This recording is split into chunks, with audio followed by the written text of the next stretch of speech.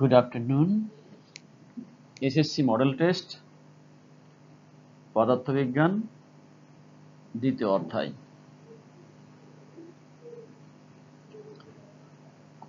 কোন সাইকেল আরোহী একটি গাড়ির 84 মিটার পশ্চাৎ হতে 20 মিটার পার সেকেন্ড সমবেগে তার দিকে যাত্রা শুরু করলো। একই সময় গাড়িটি 2 মিটার পার সেকেন্ড স্কয়ার সমত্বরণে সামনের দিকে চলা শুরু করলো। তাহলে 1 এরা 6 সেকেন্ড পর মিলিত হবে, 2 এরা 14 সেকেন্ড পর মিলিত হবে, 3 এরা কখনো মিলিত হবে না।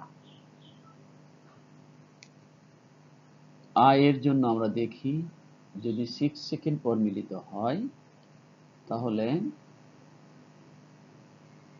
সাইকেল 20 মিটার পার সেকেন্ড বেগে গতিশীল হলে সাইকেল দ্বারা অতিক্রান্ত দূরত্ব হবে S = VT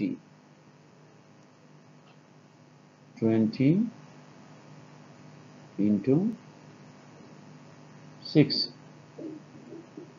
120। গাড়িটির ক্ষেত্রে হবে S1 = half of AT square, অর্থাৎ half into 2 into 6 square, অর্থাৎ 36 plus 84 120, অর্থাৎ এক আনসারটা কারেক্ট। এখন 3-এ এরা কখনো মিলিত হবে না, যেহেতু মিলিত হয়ে গেছে তাই 3টা সঠিক নয়। এখন উত্তরে দেখা যাচ্ছে 2 ও 3, তাহলে যেহেতু এক আনসারটা কারেক্ট তাহলে খ, গ, ঘ এটি হবে না, ক কারেক্ট। স্থির অবস্থান হতে একটি কণা 5 সেন্টিমিটার পার সেকেন্ড স্কয়ার সমত্বরণে কোনো নির্দিষ্ট দিকে সরলরেখা বরাবর চলছে। 3 সেকেন্ড পরের বেগ হবে, আমরা জানি v = u + at। এখানে যেহেতু 3 into 5, অর্থাৎ এক আনসারটি কারেক্ট।